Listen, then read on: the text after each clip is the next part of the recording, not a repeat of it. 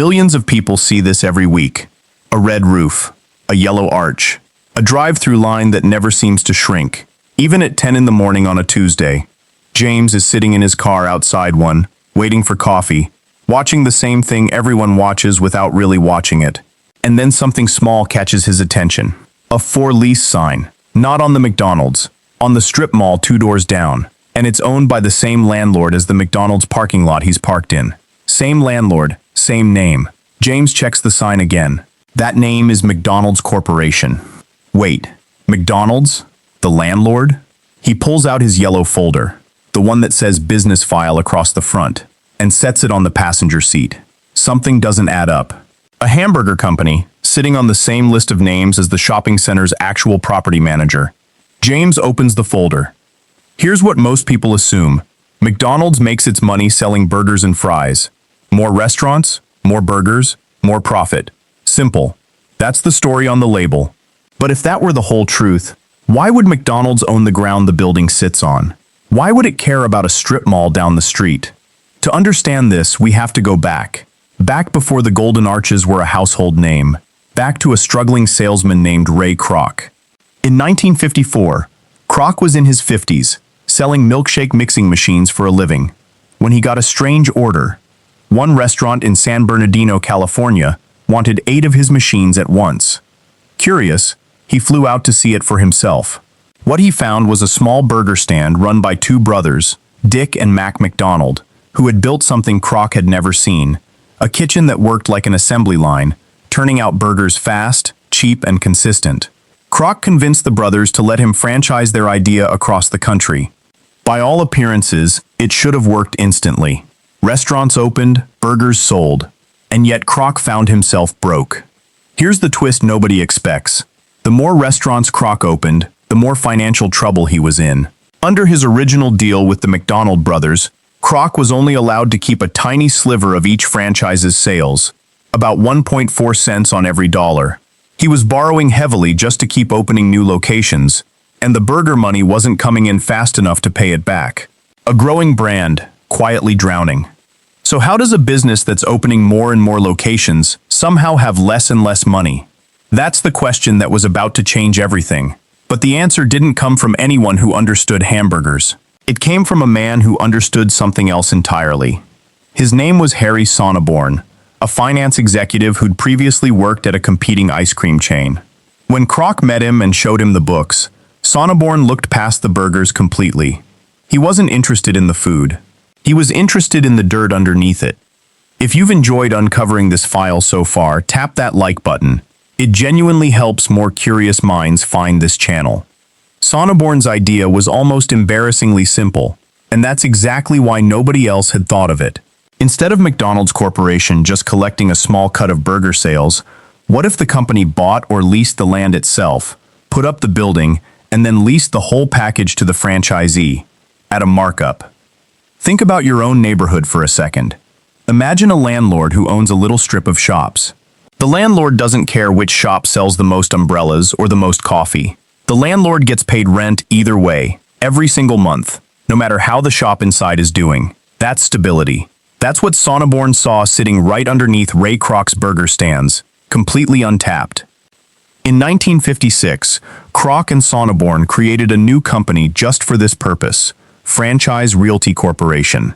Its only job, buy land, build restaurants, and become the landlord to McDonald's own franchisees. But here's where it gets more interesting, and this is the clue most people miss entirely. It wasn't just about collecting rent. Franchisees paid McDonald's a markup of 20 to 40% over what the land and building actually cost the company, plus a percentage of their monthly sales on top of that, whichever number was bigger. And before a franchisee even flipped a single burger, they had to hand over a security deposit. So ask yourself, where do you think that deposit money went?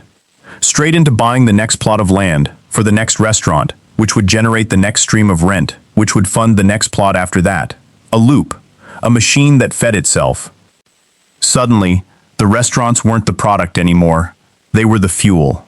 By 1960, that machine had produced 200 McDonald's locations. By 1970, it had produced more than 1,000, spreading across the country, while other franchise models were struggling just to stay afloat. And there's one more piece of this file worth pulling out, because owning the land didn't just create cash flow, it created leverage. If a franchisee cut corners, served sloppy food, let standards slip, McDonald's held the lease, which meant McDonald's held the power to walk them out the door entirely. Don't forget to hit subscribe and turn on notifications. The next business file drops soon, and you won't want to miss what's behind it.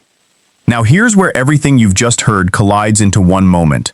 Every clue, the tiny royalty that nearly bankrupted Kroc, the markup on the leases, the security deposits funding new land purchases, the power to evict a failing franchisee, every single one of those clues points to the exact same conclusion. McDonald's was never really building a burger empire. It was building a real estate empire, and using the burgers as the reason tenants had a reason to pay rent every month. Harry Sonneborn himself put it about as plainly as a person possibly could. He once said that McDonald's wasn't technically in the food business at all, that they were in the real estate business. And the only reason they sold cheap hamburgers was because hamburgers were the best possible way to generate the revenue that let their tenants pay the rent. Read that again. The burger wasn't the business. The burger was the excuse for the business. And this isn't ancient history sitting in a dusty file drawer.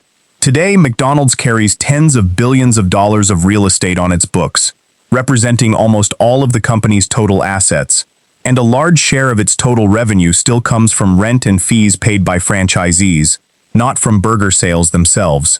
The overwhelming majority of McDonald's restaurants worldwide aren't even run by the corporation. They're run by independent franchise owners, paying rent to a landlord wearing a red and yellow uniform. So the next time you pull into a McDonald's parking lot, look a little closer. You're not just parked outside a restaurant, you're parked on a piece of one of the most quietly powerful real estate portfolios on the planet. The business lesson underneath all of this is worth sitting with for a moment. Sometimes the most valuable part of a business isn't the product people line up to buy.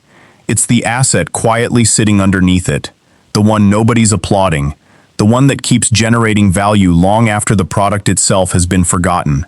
McDonald's didn't get rich by making a better burger.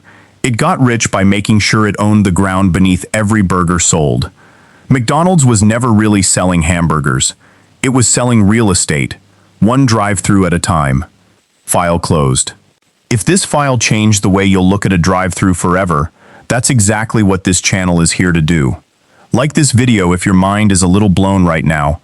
Drop a comment telling us what surprised you most, and share it with someone who still thinks McDonald's is just a burger company. Subscribe and turn on notifications so you never miss a new business file. And while you're down there in the comments, tell us, can you think of another everyday company that might be hiding a completely different business underneath the one you assumed it was?